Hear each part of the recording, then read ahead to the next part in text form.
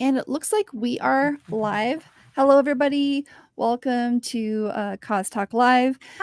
Today's stream, we're going to be talking about contest judging experiences, the good, the bad, and the not so ugly. And we're going to just kind of give you guys like a round about. I think all of us have had a lot of questions on like how do you learn to judge, how do you start judging, what do you have to like be mindful of, and so we're just going to start tossing that out there because I've had enough messages to Cause Talk Live about this.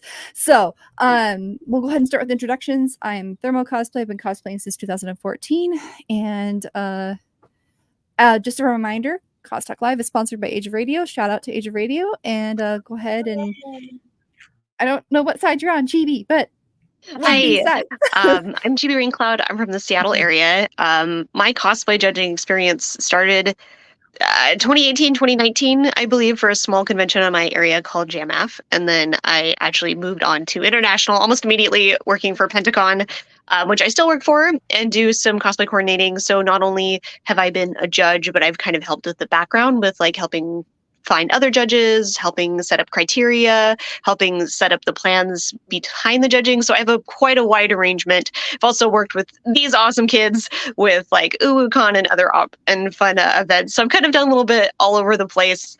I compete as well because I think a well-rounded judge is going to have some competition like under their belt so they know what they're doing. And I've been competing since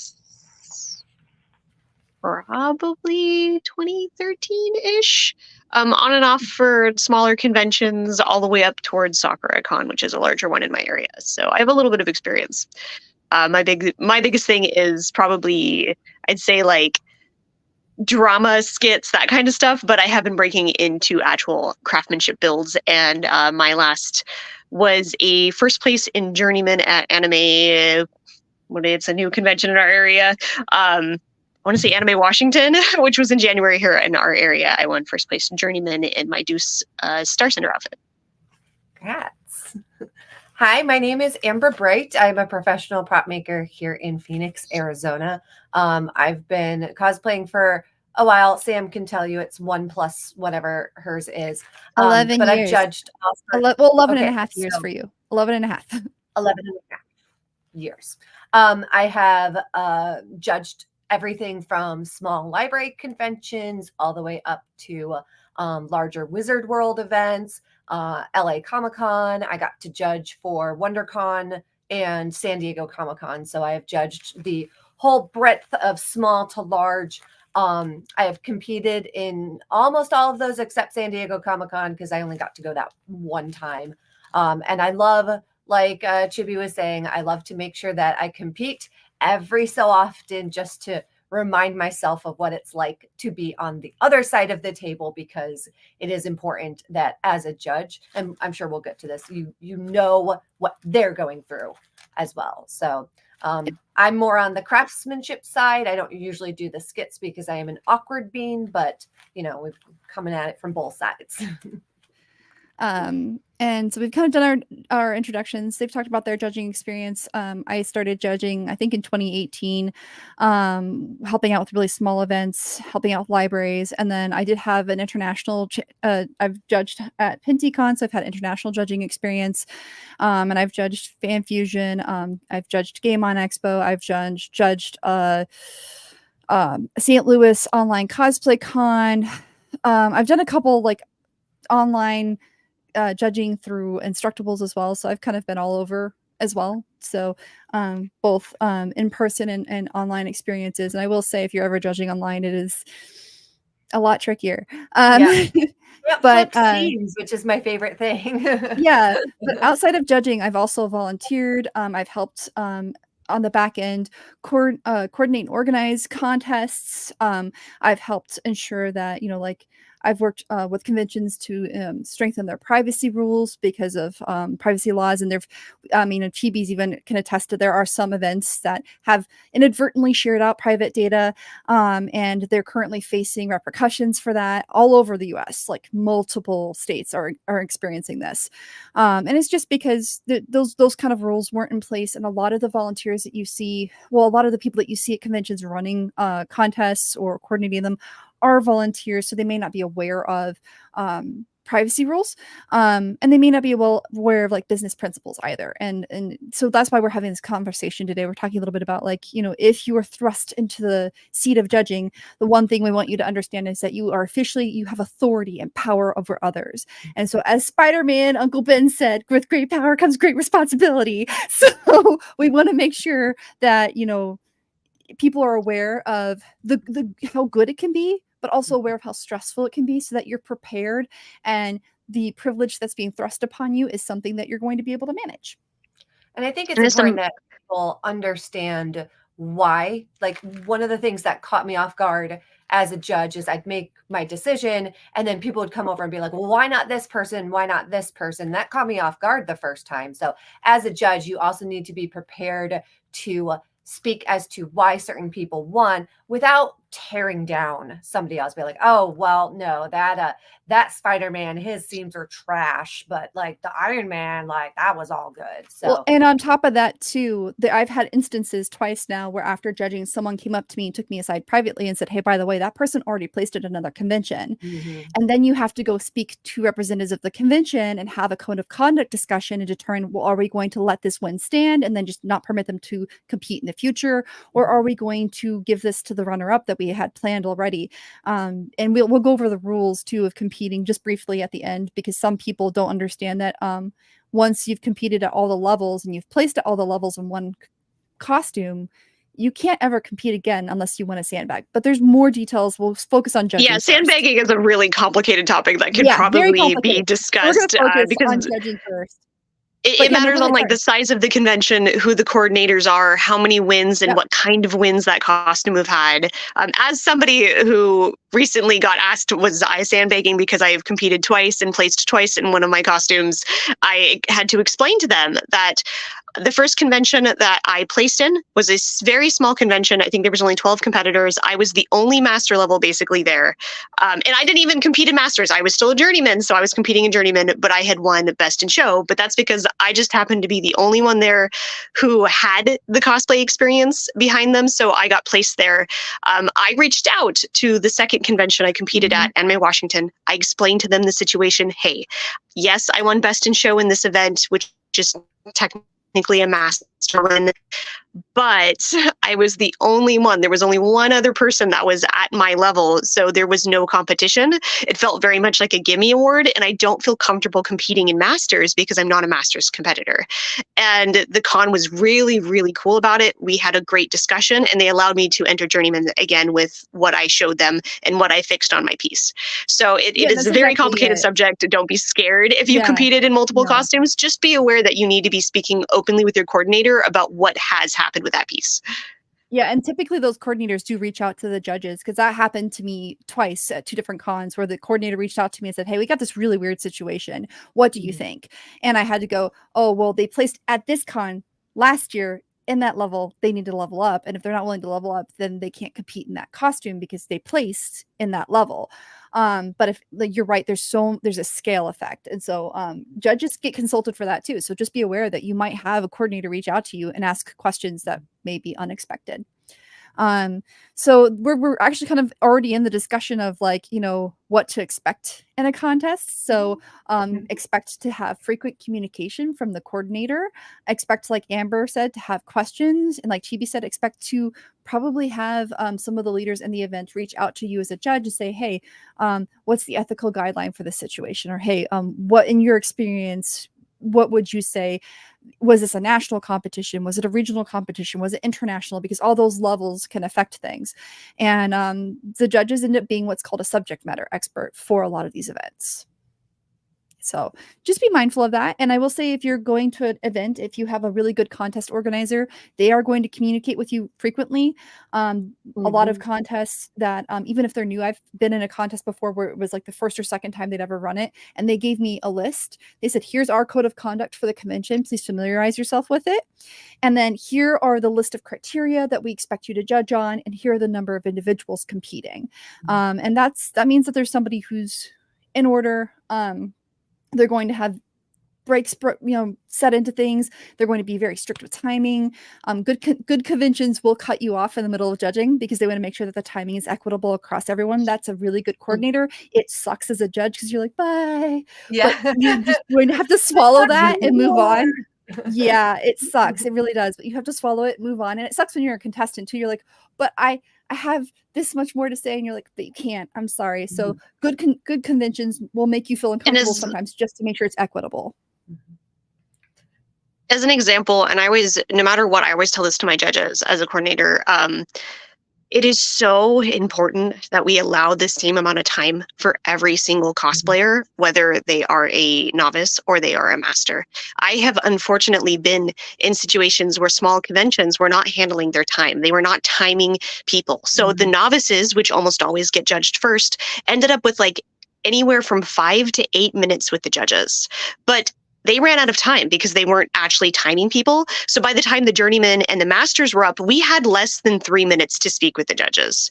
It messes up the flow of traffic, basically, in a sense. It makes it where the people, like, yes, a novice might have 5 minutes to talk about their costume, but they're going to have much more basic needs than a master. Like, when I talk about Deuce, 5 minutes, I can barely speak about every single technique, and I rely very heavily on my build book because I cannot talk about everything that goes into that costume in 5 minutes. So it is very important that judges are aware. And if you go into a situation, a convention where you see that there is no timer, ask for a volunteer or set a timer up on your own phone. Like, make sure that you have a conversation with the coordinator about how important that is. Costume contests are getting so much more popular. I know KCC this weekend ended up having 30 competitors. That's the biggest they've ever had, and it overwhelmed the coordinator. So like they did fantastic. The show was great. I watched it online because I wanted to be there. But it shows that it's very popular now, and it's more important than ever to keep that timeline and make sure everybody gets the right amount of time. Well, and what a lot of if you're a judge and you find like it's a contest coordinator isn't doing what you expect, it is your prerogative to go, well, according to the guideline I received, this is how much time like Chibi said, set it up on your own phone. Because I've done that before where there was an emergency situation. 2 of the coordinators for an event never showed up.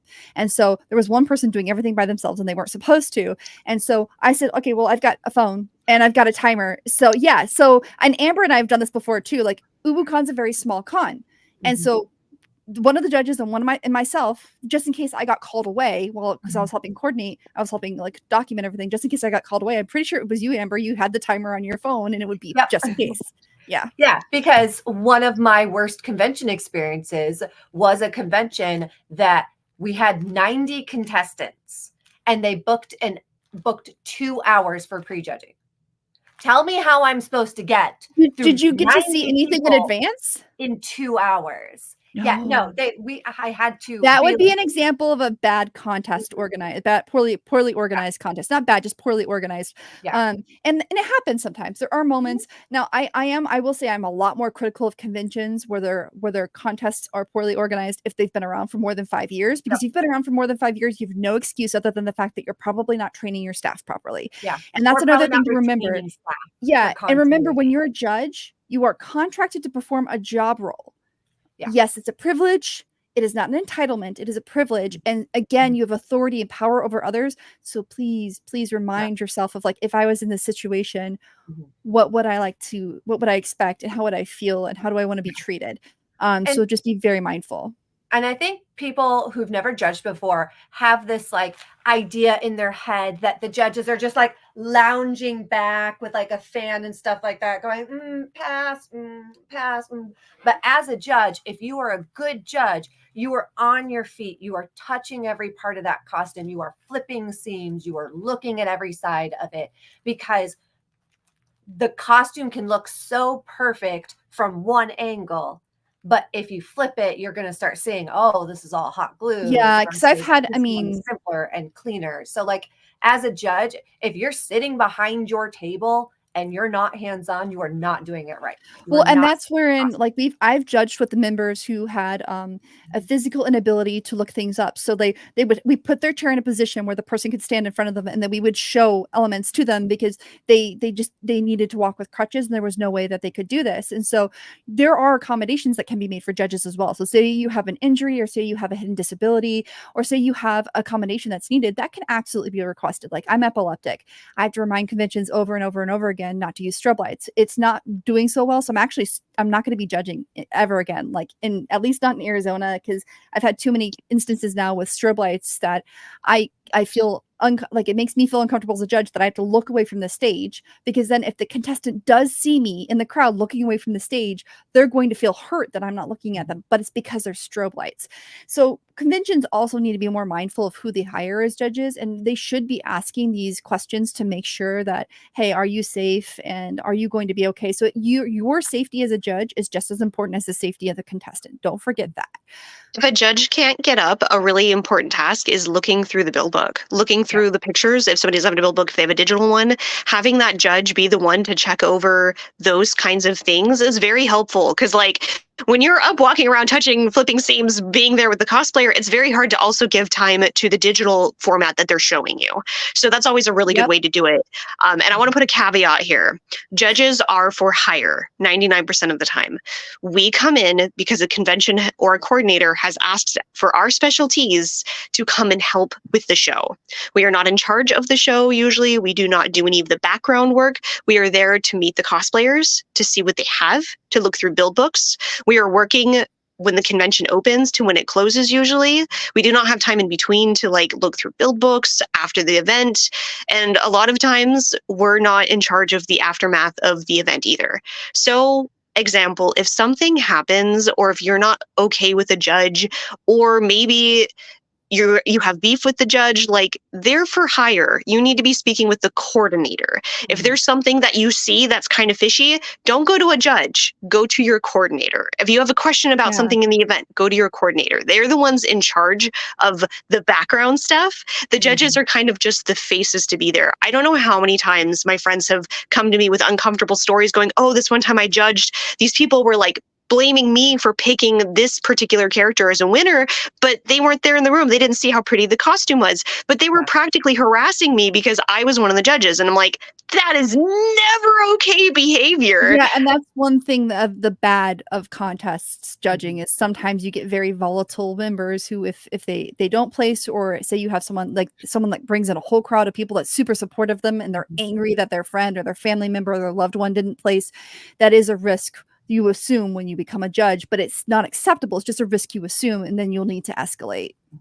I have a cosplay judging horror story where I judged a pretty big convention, and there was a large group that all had like done a lot of sewing and stuff like that. They were really good. They didn't end up placing because there were others that were better. And later that night, I was at Denny's actually sitting eating with my husband, and I hear behind me that same group bitching about how we had been playing favorites or something like that. So my little self got right up and went over to the booth and was like, hi, I'm one of your judges. Can I answer any questions for you today about why we chose who we chose?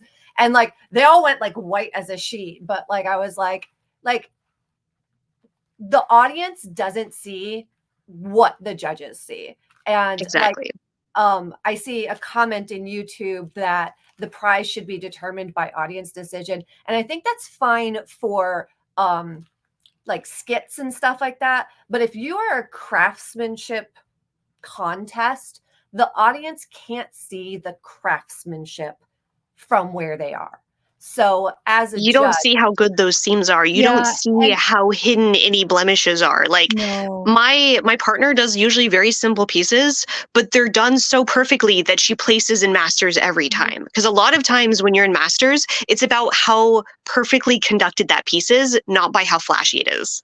Yeah, exactly. And like, I mean, there's one thing I do want to mention too. We've talked about flipping seams and stuff like that. As a judge, you do need to get consent. If they do not consent to you touching their costume or flipping their seams, you cannot touch it. Oh yeah. It is I'm all always about like, may consent. I So touch? yes, May I and get if in they say here? no, then that is where you're going to rely exclusively on the build book and then just ask them questions because there are some people that feel uncomfortable with physical touch, and that's okay. That's Yeah. perfectly In fine. that case, I just ask them, I'm like, can you flip over like this part? Can you show me this part, et cetera, et cetera. But yeah, absolutely. Before you're just like getting up in there, definitely like make sure that's part of your like behavior, like, may I touch or will you show me? So And earlier, sorry, just to drop off before I forget, if you have a question, if you would like to get feedback from the judges, that's also a coordinator question. I mean, if the judges are sitting at their table, so let's say they're guests to the convention and they're sitting at their table after the event, most judges are totally fine having a discussion with you after the event. But if they are not tabling at the event, you can just go ask your coordinator, and then the coordinator will get in contact with the judges. You should never be reaching out to your judges ever for any reason outside of the event, because Right. that is their job. They're there for the event, and that is it. yeah. And if you please have don't if you have a like core run up after the event and be like, why didn't I place? Because I guarantee at that point the judges have been working for like 6 to 8 hours and are just frazzled. And I had one girl who ran up to me and I'd been like judging for 10 hours at that point. She's like, what can I do better? And I was just like, talk to me tomorrow. That's a good thing. Remember, your I'm about judges to are pass out. human. Most of us are. It's 8 to 10 hour day when we're judging.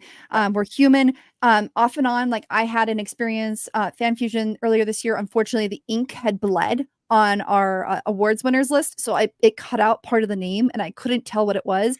And also this person had changed their name in between, so the old name was there and not the newest one. So I announced them to the best of my ability, but I just pronounced it instead of zoo, it looked like Zhu, and so I just slightly messed up the pronunciation of it. And the person afterwards was very upset, and that's absolutely okay. That's fine. But I've been a judge many times, and I've had people message message me really inappropriate remarks, and those are things that you do escalate to a coordinator. And if for some reason the coordinator responds back to you inappropriately, which I've had before too, a few conventions I've had individuals who were, I don't know if they're just newer or they were unfamiliar with enterprise concepts, but they responded inappropriately in return, and you can continue to escalate from there. But just understand that, like Amber and Chibi have said, our judges have worked all day long. They're tired. We're more than happy to usually provide feedback, but we need a break. Yeah, I am more than happy. Like, if you ever have me as a judge, the next day, if you want to come over and talk about your costume, I will remember your costume, I promise. And I'm more than happy to be like, oh, I liked this. I liked this. Think about this. Think about this. Like, I love talking about people's costumes, just not when I'm crashing and have worked for and 8 again, hours and too, it's 2 a.m. and I'm just like, please the let me risk go. of judging is you get really great experience. You get to learn amazing things from Mhm. people. So that's like a good learning experience. The bad risk is you will be criticized. And Mhm. it is your responsibility, even if you don't like those criticisms, to escalate to a coordination and leave it alone. People are allowed to be upset. Some people don't take it well. Some people just get really frustrated. And sometimes they're just venting. And since, like Chibi said, you are being contracted to perform a job per the principles of business ethics, you need to take on that criticism, review, and see if maybe there is something as a judge you can do better, because criticism is the highest form of flattery. It means someone thinks you can do better. And the reason they're saying something is because they think that maybe it can improve. And if you take that and you make the improvements, you could become an amazing judge, and the convention could be an amazing convention. And it's those events that are really good that take that criticism and really find the root of it and grow. And as judges, you have to do the same thing, and it sucks sometimes, but you have to do the same thing. And don't be As me and afraid to Amber said, learn. we constantly are competing every once in a while, if nothing else, just so we know what people are going through, so we can become better judges by knowing the experience. And honestly, it's funny because in one of my, God, it would have been like my third time I ever judged. I judged with AK Weeru, and I was so nervous. And yeah, I love him to death. Now he's one of my really good friends, but like, I was so nervous because that was like the first time I'd ever worked with him. But I got some of the best criticism of being a judge after judging with him, because after everything, as a judge, I'm like, Weeru, do you have any advice for me as a young judge? So going to events and working with other cosplayers that are usually above my level is one of my favorite things ever, because not only am I learning from contestants and like hearing the techniques they're using, I'm also around amazing, incredible people that have super cool stuff that I can ask questions to. So some of my best like judging advice I had was because I was like, I know I was the judge, but can you give me feedback? I like conventions that take novices who have placed twice in a novice and bring them in as a judge, because you're bringing them early. Think of it as like an interning to become a judge, right? So you're giving them an experience, but also when you've been competing for so long, it's judging for so long, there are unconscious biases that you internally have to face and be introspective about. Bringing in that fresh face and that person saying, hey, why don't we look at it this way? You're like, oh, that's a great idea. Let's look at it this way. And then in turn, like Chibi said, we can offer insight to others and say, hey, this is what you should expect in the future. These are the risks. These are like the rewards. This is what you can look forward to. And it's a really good roundabout discussion, right? It avoids what's called confirmation bias, where you're confirming, or confirmation and conformity biases, where you're confirming your own ideas over and over and over again with like-minded people. And so you're conforming to those ideals. Instead, you want to break your ideals over and over and over again to make sure you're being equitable, ethical, and kind to everyone. And it's interesting to see like how things, like how the culture of competing kind of evolves too. I remember when I first started competing, like the prevailing culture was sewing builds never win, foam builds always win. And then a couple of years ago, like the discourse is sewing builds always win. No one likes armor anymore. So it's interesting to watch what is considered the implicit bias of like the judging culture at the time. And I don't know how accurate that is. I've placed both sewing and foam. I've placed just because my makeup was amazing. Mm-hmm. Yeah. Yeah. Like, so like it's good to always like remember that this is a team job. It is you and 1 to 3 other people. That gets us into our rules of judging. That's actually, I have in here, and rule number 6 of judging, always have an odd number of judges. If you walk into a judging room and there's an even number of judges, you're going to be at a deficit, because if you all agree, or if you have half and half, 2 agree and 2 agree, you want to have an odd number of judges, so you always have that one deciding factor. Yeah. Because you will get landlocked. Like, I have been at so many costumes where we have like 2 people and we're like, okay, but first here, first here, first here, first here. And each judge has like a different perspective on it. So you need to be willing to talk and to listen and to like agree with someone else's like experience. Like if I have someone who's a great seamstress and she tells me, yeah, this was really well done, and I'm looking at like the armor going, yeah, it was okay. Yeah, you want to rely on each person's, like, I'm a Jill of all trades, but I primarily specialize, like, I know a lot about electronics because I work in information tech, and I know a lot about special effects because I've had to experiment so much due to my allergies. And so those are my specialty areas, but I know a little bit about everything else because I've done everything else. However, if someone is a master seamstress, makes clothing for a living, I'm going to rely on them much more than myself. Like my experience is more leather and stretch fabric. So I'm still getting into non-stretch fabric, and that is a whole other world. Like, I'm astounded at just how complicated that can be. Yeah, one of my favorite conventions is LA Comic-Con, because Chrissy, the coordinator, always has a list of, this is my sewing judge, this is my prop judge, this is my SFX judge, and she slots people into That's what Tucson does a lot too. Like Tucson Comic-Con, UwuCon, they work really hard at making sure each person has like a big specialty, but they also have a little bit of knowledge of everything else. Yeah, because Penti is like, our rules at Pentacon are a foam, a wig, a sewing. We don't have like first place, second place, third place, because we're too small of an area. And so we spend a lot of energy and time searching for judges that have a really like diverse, here's our foam judge, here's a sewing judge, because we do want to make sure we have all perspectives. So we have a good board of judges where it doesn't just become one bias, like, oh, well, they're all armor judges, so they know more about armor, so therefore the armor will have an advantage. Like, we want to make sure it's a very even playing field. I So have let's go been ahead the and only judge at a convention before, and I did not like it. Like that was at a library. Like the only time I was like, oh, was the only judge at a convention was a library. But the crazy thing is in Arizona, I don't know if this is the same thing in other states, but in Arizona, our library cons, we easily see 50 to 60 people show up for those contests. And I was standing there going, that's where you I think it's getting costume more coordinator. popular now, like in the Pacific, like smaller events are starting to. Because the one thing I've noticed the difference between our events is you guys have like a lot of pop-ups and small events. Ours were like we have like 4 big events a year, and like that's our 4 big events. Finally, we're starting to see new events popping up and like smaller events popping up, and they are starting to get some popularity. Like I'm debating next weekend if I want to go to a contest because there's a new Japanese fair that popped up and they're having a cosplay contest put on by SoccerCon. And I'm like, I like that because not do I want everybody to do can afford to go to that? conventions, right? Not everyone can afford to go to conventions.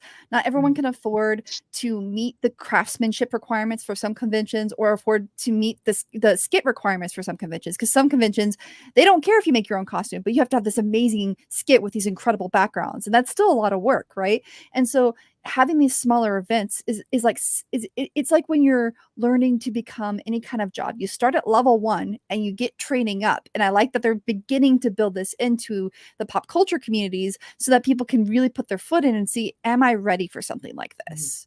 I do want to remind a lot of people, though, that every event is vastly different from the next event. Do not assume all contests are cut and paste. The only time you'll see a cut and paste like board of strategies or beliefs or rules is going to be World Cosplay Summit, the ECCC qualifiers, the like those kind of events are a worldwide event. Therefore, there are standardized rules that every single event that has to abide to. Other than that, it's free for all for any event. And 99.9% out of the times I've competed, events like Comic-Cons are vastly different than anime conventions with the ruling, with the judging types and everything in between. So if you are new and interested in judging or even interested in starting to do cosplay competitions, starting at small events are really nice because they're usually very chill. They're very like more kind of homegrown. Like you'll know all the people there in the back room. You'll be able to spend your time with the judge and have a little more conversation rather than you have 5 minutes with the judges. You have to know your shit now. Good luck. Like, yep. So here we're going to go through the 10 rules of contest judging. And these rules are established from just there's a lot of forums on like different cosplay judges that have been talking about a standardized list of rules to avoid complicit and implicit bias. And we'll cover those biases a little bit later in this because most people don't know what that means. So number 1, the biggest thing you'll want to remember is do not discriminate based on economic standing. So one person may come in with elaborate, really nice silks and incredibly expensive fabrics, and another person has the same exact character, right? But they used thrifted fabrics. Do not base your judging off of the type of fabrics. By doing that, you are breaking down the socioeconomic level of someone. They may have the my same deuce is all linen. types. Right. They may have Like the same it's one of my incredible biggest skill costumes. types, It's the one I've won the most awards in. It is literally mostly linen and poly because I was cheap and it's expensive. Like I had to buy like $30 worth of vinyl for that stupid costume. So I'm like, the rest of the fabric's got to be cheap because the vinyl's what I'm going to splurge a lot on. So like, the only time you're going to you want to look at absolutely can materials- compete in thrifted shit. Well, absolutely. And the only time you want to look at materials is if you're noticing like excessive staining, like it wasn't treated properly. It's got a lot of tears, like they didn't know how to seal it, or maybe it's a foam armor and they used really, really old foam and you're seeing it crack and melt everywhere. And then now it's a concern of are they going to be exposed to elements in this foam that they shouldn't be, like chemicals and stuff? Those are the only times. And I've had individuals tell me, well, I put a hairspray on my face to seal my makeup, and that is something that does concern us because that makes you more flammable. And then there's also moments where people have used glues. Like I met someone that used Gorilla Glue to build up a makeup, and I said, please, after this, go to urgent care because they'd never done it before. And I'm like, I don't know if you're going to be able to get that off. Because they'd misunderstood. They thought people would use Gorilla Glue, not Elmer's glue. And so there are moments where mistakes are happening. And that's the only time you'd want to consider looking at the materials. And it's more from a safety perspective, not from socioeconomic, making sure that person's safe is going to be okay. And I think it's as much about how they use the materials as or more about how you use the materials. Like for instance, when you have pink insulation foam props, they're very lightweight and they're very fragile. So maybe using those for like your breastplate and stuff like that, not a good idea. But like a big sword or something like that, a prop that you need to carry around. But you could create some kind of new method of making it reinforced, like using fiberglass or something else. If you're creative, cool, but just be aware, like Amber said, there are some instances where high friction areas, you want to have really durable materials. But it doesn't matter how much that material costs you. It shouldn't, at least. I've seen pink insulation foam that is finished with wood glue look just as good as pink insulation foam finished with XTC 3D, which is a high level I hate self-leveling XTC. I've resin. used it so many times. I get tired of it. It bubbles in Arizona. It has this bubble problem. There's a specific way you have to use it to be successful, whereas wood glue, you just slop it on a couple layers and go. So like, yeah, I don't know how many times I've been taught something new by a novice because they're like, well, I didn't know what to use for this, so I tried this. And you're like, oh, well, that's actually really genius. Like, this one person did this really cool FX makeup, and it was like I don't know who the character was. It was a long time ago, but they had like volcano makeup, and so they actually mixed coffee grounds in with some of the latex because it was food safe, and it made this like charcoal effect on their body. And I was like, "You smell great, and it looks amazing." So, but like these are the things where it's just like. You can use some incredible materials to make some really cool things just for cheap. Number 2 is do not discriminate. This is in the US, this is federally protected. So do not discriminate against a person's national origin, their race, their color, their religion, their disability, their sex, or any other form of familial status.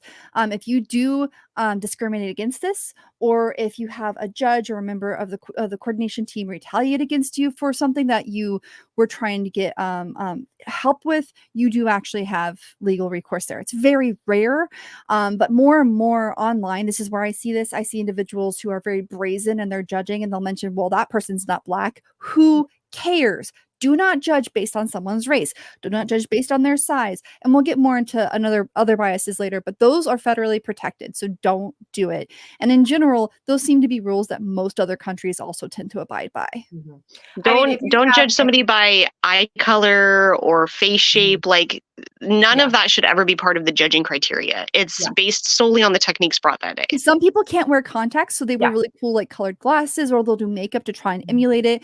Just understand everyone's body is different, and therefore you should not be judging their body. You should be judging the outfit itself. I never penalize somebody for having the wrong eye color, because I would rather them not wear contacts if they have not gotten the correct contacts for their eyes. Like, I would rather them just forego the contacts than get some $15 Halloween costume contacts and ruin their eyesight. So please, if you do not have the correct contact prescription from a reputable manager or manufacturer, like, just don't wear contacts. Like, just don't do it. It's a safety issue. I'd say 50% of the time, my pictures with the cool eye color are actually digital art that I went in and like recolored my eyes, because I have an eye that has a hard time with contacts. So some days I'll wake up and I'm like, I just can't put a contact in today. And that's just what it is.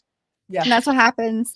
Then rule number 3, this is one that tends to ruffle a lot of feathers, but it's a part of most. If you look at convention's code of conduct, it mentions bias, and they mention not to, and then additionally, when you're a judge, if it's a good well-organized contest, they will provide you with an additional code of conduct as judge saying, please, we recommend that you follow these rules.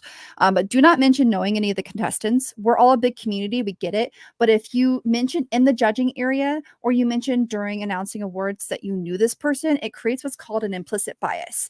And then all of those attendees that are attending, right? Chibi mentioned people, and Amber, both, we have all mentioned, attendees get very passionate about protecting their members that they're cheering for, right? And if they hear that you've known this person, they're immediately going to assume that you only gave that award, like Amber mentioned, for favoritism or nepotism, because you knew that person. Whereas it could have been they had an amazing craftsmanship. So make sure that you only talk about the costume and not your relationship. When I have somebody that comes in, and because I am very well connected in the cosplay community, especially here in Phoenix, I've judged like some of my best friends.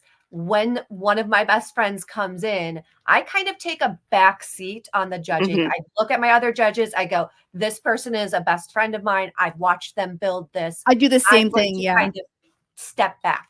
And then I don't say anything, and I let the other judges look at them and kind of form their own opinion. And if I can give like specifics on the costume themselves, I will. But that's one of those things where you need, if that is a friend of yours, if that is someone you've known forever, like you need to tell your other judges and just kind of like bring yourself back a little And bit. if you're the only judge and for some reason, if you're the only judge, it's a small contest, that's where I would bring in the coordinator or Yeah. some of the other volunteers and get their feedback as well. People that I know have some kind of costuming experience, and I talk to the coordinator. I'd be like, hey, so I'm trying to be as unbiased as possible here, but I do know this person. I am looking exclusively at their costume, but I need to inform you of this for ethical purposes.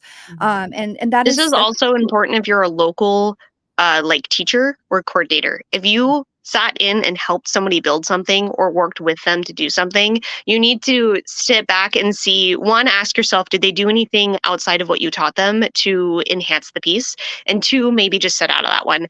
As a local helper, I used to do a lot of workshops. If I ever ran into a cosplayer that I specifically sat and helped with, I would usually take a back burner. I'd be like, hey, this is the other judge's job. I am still here. And I mean, granted, you can also take that information, like usually if it's my friend that I'm judging, I will be even harder on them because I watched them con crunch that the night before. So I'll be like, what did you do to make this better than last night?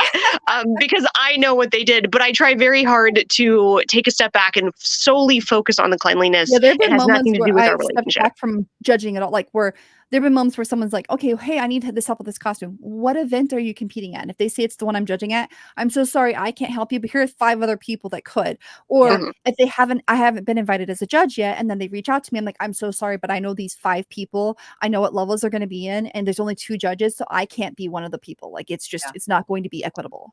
You're going to be judged by someone you know, or you're going to judge someone you know. Like that's just but you want to make sure you've got a wider panel. Like if you're going to go to an event where there's only 2, then that might be a problem. And honestly, sometimes I love it when my friends rip me apart. Like it's a little bit more comfortable in my head hearing my friend be like, oh, well, I saw you do this and I would have done it this way.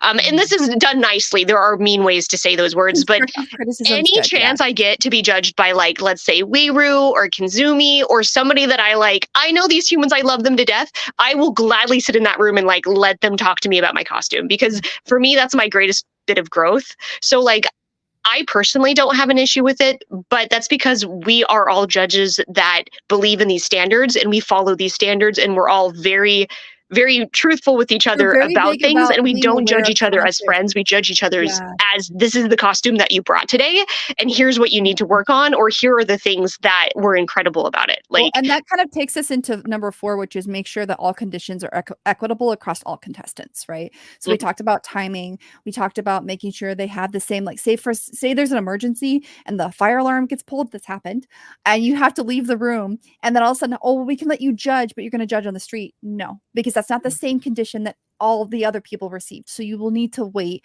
or you'll need to conduct yourself, say, well, is there another private space that we could take the remaining people to, because they deserve the same amount of equity as everyone else. So make sure that you This is a big problem in Washington.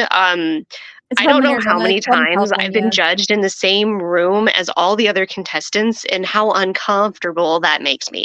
And I know a lot of times coordinators, especially in smaller events, aren't allotted a separate space. Cosplay contests, for some reason, are still put on the back burner in Washington State. Like, they're just not thought of as an important event. So getting a room for separate judging is very hard. And I get that. Like, as somebody who's done coordination, I know it's really hard. But it's very important to try to find a quiet, safe space that people can be judged where there are not other prying eyes. And that's why you build in breaks in between. If it has to be in the same space, then only those people can be in that space. Like, or exactly, like, for instance, time blocks are important.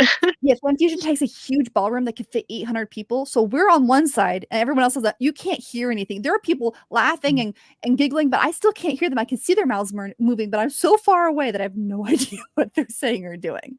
I'm not going to call it the con, but the last con that I competed at, it was in the same room as the main stage was all the judging and stuff. And so I was one of the last people to be judged because I was in the masters category, and the convention, the judging was running late. So people were literally getting in and sitting down, and people were sitting close enough they could very easily watch the judging process and me being talked to. And as somebody who is comfortable in their judging and has done this a long time, I'm okay with it. But if somebody had gone in, if it was a novice who suddenly was now not only in talking in front of of these judges, but this other group of people that they don't know, like that is not an okay situation to have put these people in. And the coordinator should have done more to find a private space. That's what I was going to say. The coordinator should do that. But if the coordinator doesn't, I feel it as a judge, it is our responsibility to speak up in moments when we see something like this and see if we can just find a quick separate space, even if it's not the most, like, even honestly, back alleys, all conventions typically have some form of a back alley or something. Even we just take them to the back alley, a hallway, just away from the people so that they're still treated in like a more private session. Then also number 5, make sure that all judges are using the same criteria. There are some events where they just let judges and judge online, which is fine, but they don't give them the criteria. So everyone's judging off based on something different. And then we get there the day of for final looks and everyone's scores are all over the place. So make sure that the coordinator has given you criteria to judge off of. And if they haven't, reach out to them and say, what is the judging criteria? I want to ensure that I am remaining consistent with all the other judges. Yeah, because some contests factor in your walk, your performance as well. Some that's equal.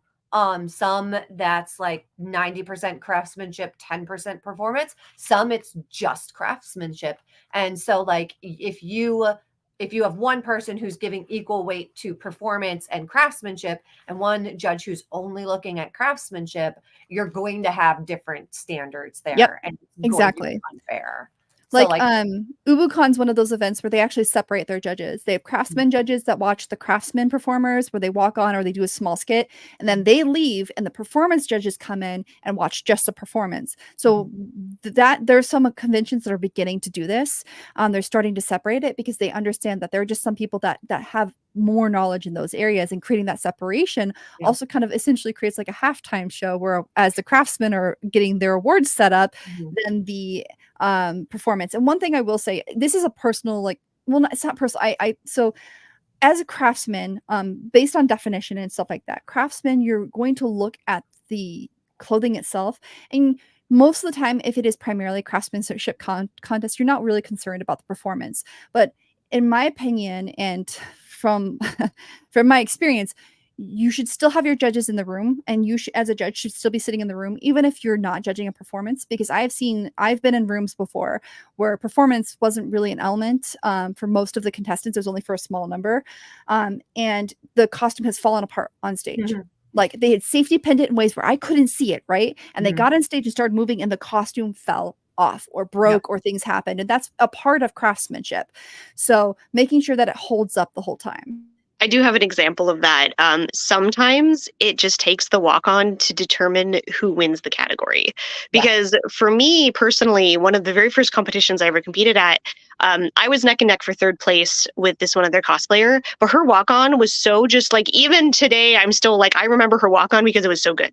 And the judges chose her over me because her walk-on just had that little extra flair that just showed her character better than mine. In my experience, walk-ons and craftsmen go together because there's not a skit expected. It's just supposed to be some kind of flair where you're. But at least, it introduces the character in a more physical way if people don't know who the series is or who the character is. And if you can really show off your character during that process, as somebody who is like, I'm very partial to like competitions that have a walk-on element. That's my favorite part to judge.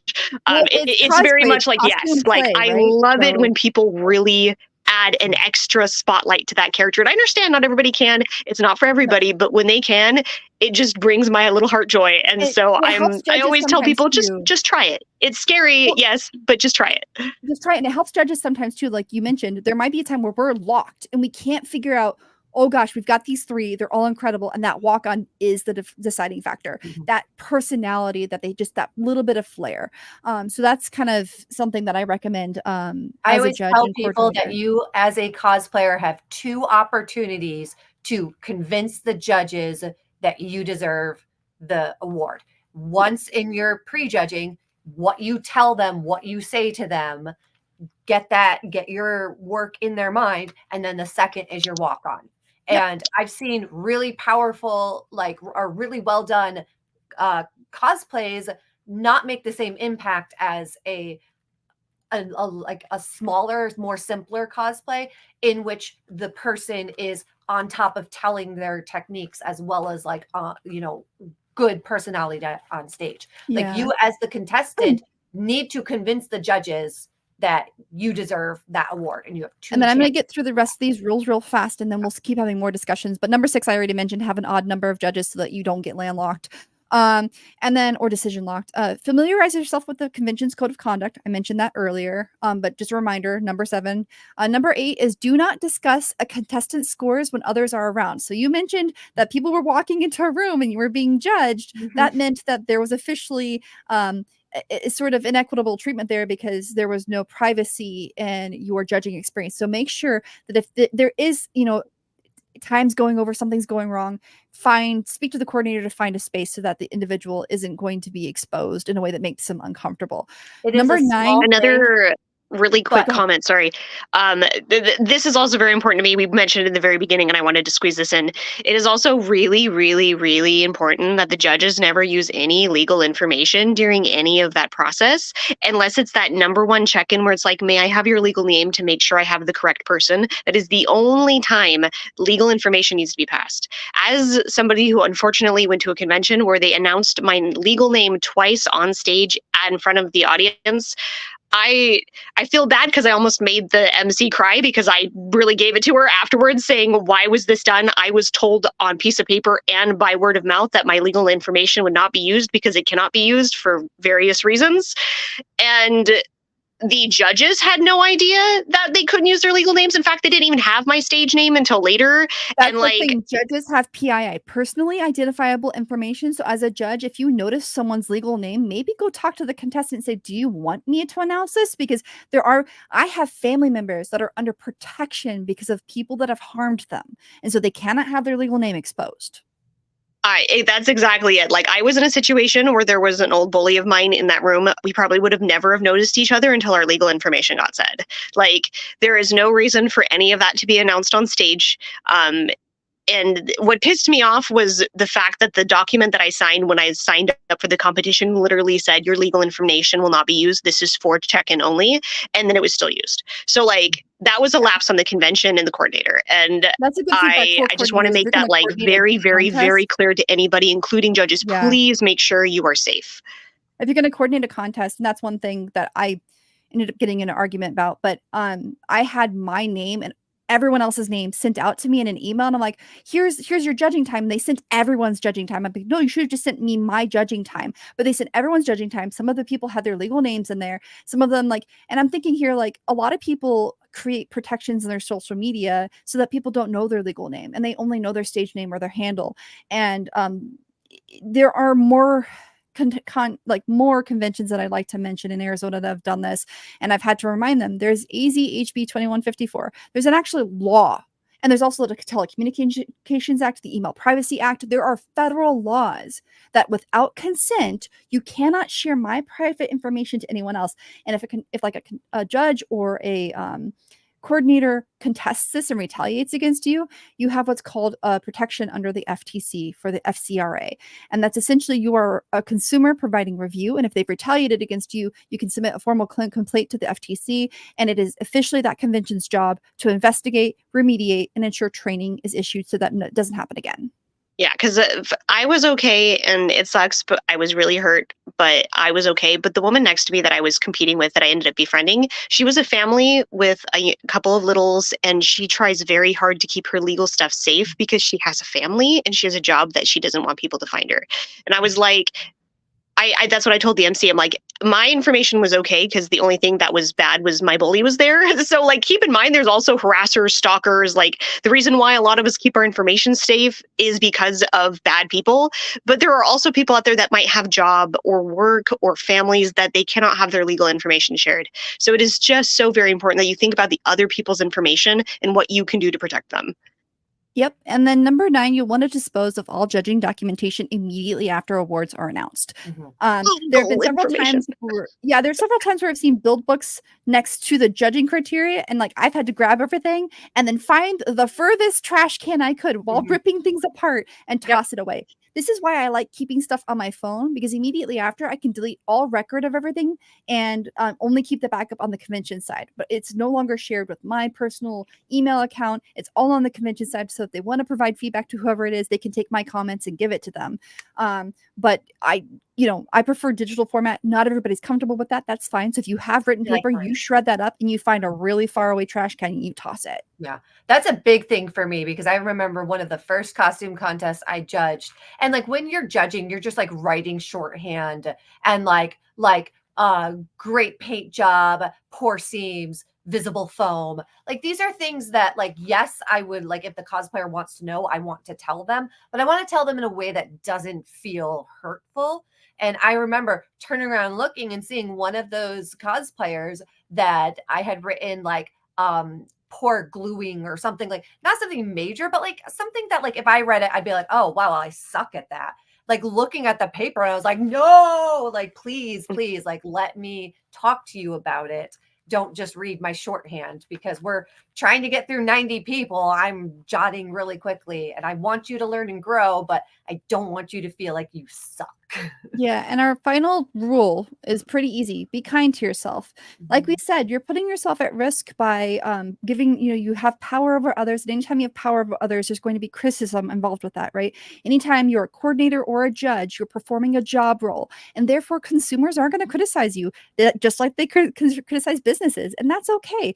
But understand that if they're saying something hurtful physically about you or things that are really unfair, that's where we mentioned doing the escalation process. But there are moments where sometimes that criticism is just a learning moment for you as a judge. And you need to go, maybe I wasn't mindful with my words, or like Amber mentioned, maybe I need to be more careful. Maybe I need a clipboard to hide what I'm writing. Yep. And you just have to be more mindful and aware because people are naturally curious and they will do goofy things sometimes. And so you kind of have to protect yourself in my hand always now because of that. Yeah, but be kind to yourself. Sometimes you'll mispronounce things because there are some characters whose names are just like, what? And there's some or they're from a different culture that you don't know how to pronounce the word from. Yeah, there's some social handles where I'm like, can I have the onomatopoeia here? Because I have no idea what what is this? So it's okay. Be kind to yourself. If someone has a concern afterwards, talk to them, apologize, say, hey, in the future, can you explain to me? And then also, like, one thing I'm starting to do as a judge, like, again, when I judge in different locations, I've just had some poor experiences recently, and I'm not up for it. But that's the thing too, is if you have any sort of like emotional or mental distress in your life, judging will only add to it. So just be aware of that. Having someone, and if you do see that during judging, if you have the time and you look at their name and you're like, I have no idea how to say it, just ask, can you tell me real quick how to pronounce this, and then write it down underneath so that you have an idea. But overall, just be mindful. Then there's unconscious biases that every judge should be mindful of. Gender bias. Do not judge anyone based off their gender. If they, doesn't matter what character they're portraying. Don't judge anyone off of their age. Never judge them because they have an unusual name. Just ask how to pronounce it. Don't judge them because they're prettier than everyone else. Beauty bias is a really big problem in cosplay. So make sure you're looking exclusively at the costume itself and at the construction elements, or if it's performance, you're looking at the performance. Then there's also the halo effect. This one is something that's predominantly online. The halo effect is essentially, it leads people to inadvertently put others on pedestals, and then we keep pushing them on that pedestal. And unfortunately, this leads to entitlement, where that's why you get some of these people who have competed and they think they're entitled because they're always winning, and then they don't place and they get very angry. Just be mindful that exists. And as judges too, if you're always selected to be a judge, don't let the halo effect take control of you. And then also don't let the horns effect take control of you, where just because you had one negative impression, maybe you judged them at a previous con, they weren't nice to you, maybe they were having a bad day. Don't let that one negative impression define the rest of their judging experience. Do it one instance at a time. So those are things you'll want to be mindful of. And then just don't conform to everything else simply because, well, they judged it this way at this event, so we have to do it this way too, and this way too. No, like Chibi and Amber both mentioned, every event's different. You'll need to adapt, but you should make sure that it's equitable. The one thing that should be consistent is equity. And I think my one advice commentary. What was it, Amber? Oh, just saying, it is hard. It's hard to like control things when you don't have control. But as a judge, you got to try your best. My advice that we haven't said yet that I learned that was my biggest takeaway of learning how to be a judge is in the nicest way, learn how to shut up. Your contestants only have a very short time to talk, and so it is their job to talk. I have a set of 3 questions that if my contestant isn't talking, or if they're scared, or if they're shy, that I will ask them to open them up to discuss more of their costume. But if I don't have to say anything, that is not my job as a judge. I might ooh and ah and be the auntie going, oh, look how pretty that is. But I will make sure that they are getting the maximum amount of time possible. This is not your place to judge them right now. It is not your place to verbally give them advice right now. It is their time to tell you how much they love their costume. So I always just ask encouraging questions like, what was your favorite piece? What was the best challenge you overcame? What is the one thing you're most proud of? These are the kinds of questions you want to ask to get them to discuss their costume. The only other question might be if they forgot to talk about a hat or a prop that they're going and then they're like, oh, I think that's it. You can go, oh, well, what about your hat? Because as somebody who always forgets pieces when I'm judging, I love it when judges ask me questions. But that is your job as the judge, is to make sure them talk the entire time, not to have any other feedback yourself. So that's my one advice that we didn't talk about, is allow them to have their 5 minutes or 3 minutes or whatever time they have to discuss, and you should just step back and listen. Yep, I agree. Yep. And then I think for me, the one thing that I like that I've started to do and started to expect other judges to do is when we present, I always, as the judge, want to announce the winner. And I always want to tell people why. And specifically, it's in part because of Sam. We had a costume contest where Sam was there in her Thane, which if you guys have not seen her Thane is fucking amazing. She, made the cat suit. She made a silicone headpiece, painted it, did the SFX makeup, everything like that. In that same contest was a giant robot cosplay. And it was like a 10-foot tall robot cosplay with lights. It was a bumblebee, and he was all like made out of automotive parts. It was crazy. It was so impressive, but it was just that skeleton, and everything on it was literally just repainted toy parts. Like they were literally just like I was like, oh, that's the front of like this car, et cetera, et cetera. So still impressive, but Sam ended up getting, and that person also was a professional welder, I think, is what we found out too. Yeah. So Sam ended up getting best in show, and I ended up getting a lot of people going, why didn't the bumblebee win? It was so big. I was like, because he showed one thing really well. Sam showed 4 things really well. So I'm going to give it to the person who's showing me more. Yeah, I got first in advance at that con, and I think it was Liz Todd Studios that got best in show with the Haunted Mansion. Yeah. Which was amazing. I love that human. But yeah, so and that's one thing to keep in mind. I think that's beautiful, Amber. I honestly that's something I've been trying to also add in, because the audience doesn't see what you judge. They don't know how pretty those scenes were or how clean it is. Yeah. And that way I can say, this person impressed us with this and this and this and this and this. And then the audience is like, oh, okay. We'll shut up. And then I don't hear as much when I give. Yeah, because when someone comes in and they're like, I'm like, whoa, because like they're at Fan Fusion, there was an individual that I'm like, wow, that mask is so good. I thought it was purchased, but he's like, no, I made it. Here's the whole process, and you're like, that's like 13 unique skills right there, because there was doll making involved, there was rigging, there was latex, there was so much involved, right? So that is one thing you want to think about. I want to give a shout out to Raul, Cool Gamer, Phantom of Many Topics, Joe, Anthony. Thank you all for watching the stream today. We really appreciate your participation. I'm sorry we didn't get to many of your comments. We had a lot to walk through, and we've had this on our docket for so long that I finally was like, we need to do this. We've had so many requests for this particular stream, and I'm like, I just gotta get it organized. And I hope for people who have never judged, it kind of gives you an eye into what goes on in judging, because I do feel like sometimes the audience is like again with that bumblebee, they're like, well, why didn't the bumblebee win? Obviously it should have won.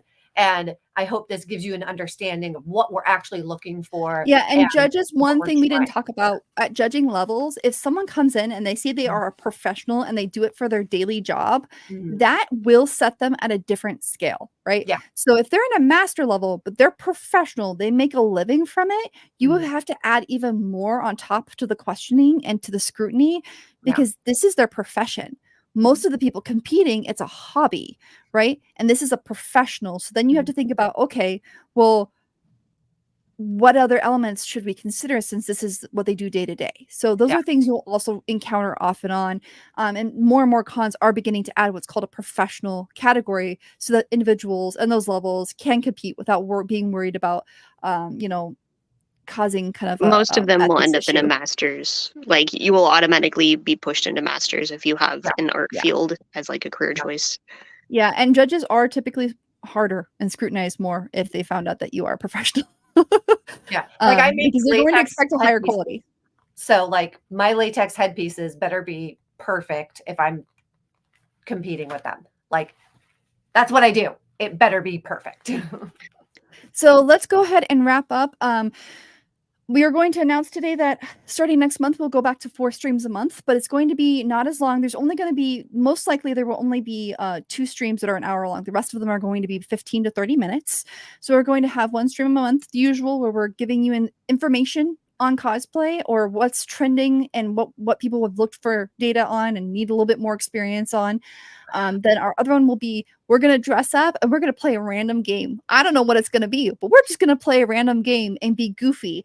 The third one is going to be oh gosh, was that the tutorial one? Now I'm trying to remember everything because I've been documenting everything. The tutorial one is one. Yeah, I Yeah, think the so. tutorial one's the shorter one. And then it's a craft stream. So we're gonna have 1 craft stream, 1 game stream, 1 standard hour long, and then we're going to have just a quick tutorial. It might be live or it might be pre-recorded that we release. Should be That's fun. it. Should be a good variety. We're starting to get a few more people who want to come in and host with us. So we're vetting those and looking through those individuals right now. We've had a lot of people move, life circumstance changes. It's been Costalk Live has seen a lot of change in the past year. So we're happy to finally get back into this. Age of Radio is helping with this as well by sponsoring some things and kind of lifting some of the burden off of us. Bye, Chibi. Chibi's phone died. So that was Chibi Raincloud. And then Amber, where can people find you? I am amberbrightprops.com and I'm Amber Bright Props on literally every social media. So pick your favorite social media. Please, if you're on Instagram, go follow me. I've been at the same like follower count for like 5 years at this point. It's very annoying. But yeah, amberbrightprops.com and I'm everywhere under that name. Oh, welcome back, Chibi. And Chibi's back. All right, Chibi, where At can people least find it you? politely waited for the end of the episode. So where can people find you, Chibi? Oh, here I am, Chibi Raincloud, Chibi_Raincloud on everything. My email is Outlook or Facebook or Instagram or Cosgear or any of the above. You can find me there. My internet is bad, so I'm sorry, but thank you everybody for hanging out. This is one of my favorite topics to talk about. And just you can find me thermalcosplay.com, but I'm going to be spending more and more of my time on Cos Talk. I'm going to be dedicating a lot more to that. So you'll probably see me more frequently on Cos Talk Live. And if you want to find us, is costalk-live.com. We'll see you in the future, and we hope you have a wonderful Sunday or Monday, depending where you're at. Bye, everyone. Wait, what's that? What's that? Chibi's gone. Chibi, no. I can't.